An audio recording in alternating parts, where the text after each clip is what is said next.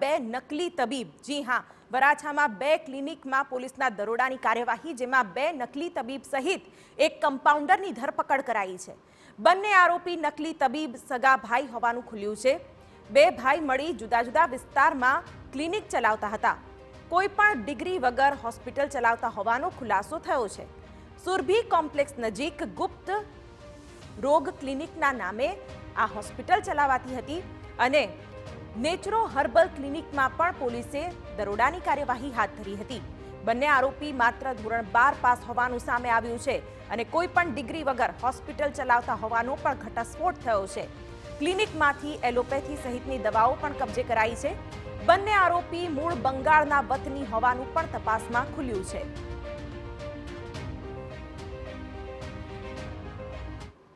વિસ્તારોની અંદરથી bogus doctor પકડાવાનો સિલસિલો યથાવત છે। સૌપ્રથમ તો સુરતના પાંડેસરા વિસ્તારની અંદરથી મોટા પ્રમાણમાં બોગસ ડોક્ટરનું જે કૌભાંડ ઝડપાયું હતું, ત્યારબાદ કાપોદ્રાની અંદરથી એક ડોક્ટર જે ઝડપાયો હતો અને હવે સુરતના વરાછા પોલીસ દ્વારા બે સગા ભાઈઓને બોગસ ક્લિનિક ચલાવતા રંગે હાથ ઝડપી પાડવામાં આવ્યા હતા અને તેમની સામે કાયદેસરની કાર્યવાહી હાથ ધરી છે।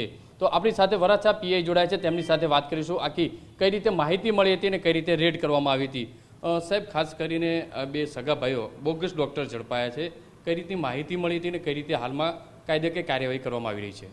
ગઈ તારીખ 13 ડિસેમ્બરના રોજ વરાછા પોલીસ સ્ટેશનને બાતમી રહે હકીકત મળેલી કે વરાછા પોલીસ સ્ટેશન વિસ્તારમાં લંબે હનુમાન રોડ પર બે એસમો જુગલ બિસ્વાસ અને મિલોન બુસ્વાસ કે જે કોઈ પણ પ્રકારની ડિગ્રી કે મેડિકલ કાઉન્સેલિંગના સર્ટિફિકેટ વગર બંને જણા ક્લિનિક ચલાવી રહ્યા છે। બંને મૂળ કલકત્તાના રહેવાસી છે। સદર બાતમીવાળી જગ્યાએ ખરાઈ કરી અને ખરેખર બંને ત્યાં ક્લિનિક ચલાવતા હતા। જે બંને ઇસમોના ક્લિનિક ઉપરથી પ્રતિબંધિત દવાઓ કે જે શેડ્યુલ H ટાઈપની એ પણ મળી આવેલ, ઇન્જેક્શન પણ મળી આવેલ, એન્ટીબાયોટિક્સ દવાઓ પણ મળી આવેલ। જે બંને ઇસમોને ક્લિનિક પર રેડ કરી બંનેની ધરપકડ કરી કાયદેસરની કાર્યવાહી કરેલ છે। સર, રેડ કરવામાં આવી ત્યાં મોટા પ્રમાણમાં દવાઓ મળી આવી હતી, પેશન્ટો પણ મળી આવ્યા હતા, એટલે ક્યાંક લોકોની બેદરકારી અને આ લોકોના જીવના જોખમે ક્લિનિક ચલાવતા હતા? ખરેખર એમ કહી શકાય, પણ હજી એ દવાઓ અને જે એમની પાસેથી સાધન સામગ્રીઓ મળી એ જપ્ત કરી અને એમાં ઇન્વેસ્ટિગેશન હજી શરૂ છે। વધારે ચોક્કસ તો અમને ઇન્વેસ્ટિગેશન પછી જ કહી શકશું। સર, કેટલા સમયથી આ બંને ભાઈઓ ક્લિનિક ચલાવતા હતા અને લોકોને શું અપીલ કરશો? કઈ રીતે ડૉક્ટરો પાસે ટ્રીટમેન્ટ કરાવવી જોઈએ, કેવા ડૉક્ટરો પાસે તેમને જવું જોઈએ?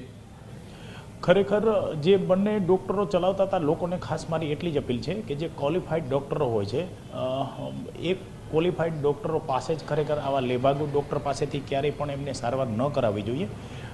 પૈસાનો લોભ કરીને કે પછી સસ્તી મળતી હોય દવાઓ એના ઉપર ખરેખર ટ્રસ્ટ ન કરવો જોઈએ અને પોતાના સ્વાસ્થ્ય સાથે ખરેખર ચેડા ન કરવા જોઈએ, એવી મારી લોકોને અપીલ છે। જે રીતે વરાછા પીઆઈએ કહ્યું તે પ્રમાણે હાલમાં તો બંને ભાઈઓ સામે પોલીસ દ્વારા કડકમાં કડક કાર્યવાહી કરવામાં આવી રહી છે અને તમામ દવાનો જે જથ્થો છે તે કબજે કરવામાં આવ્યો છે અને જે ક્લિનિક છે તે પણ સીલ કરી અને વધુ તપાસ હાથ ધરવામાં આવી છે। પણ ખાસ કરીને TV9 તરફથી પણ લોકોને અપીલ કરવામાં આવે છે કે શ્રમ વિસ્તારની અંદર આવા જે ક્લિનિકો, જે લેભાગુ ડૉક્ટરો જે કહી શકાય કે જેમની પાસે ડિગ્રી જ નથી તેવા કમ્પાઉન્ડર અથવા તો ડૉક્ટરો પાસે જતાં પહેલાં એકવાર વિચારજો। કેમેરામેન સંજય ચંદેલ સાથે બલદેવ સુથાર, TV9 સુરત।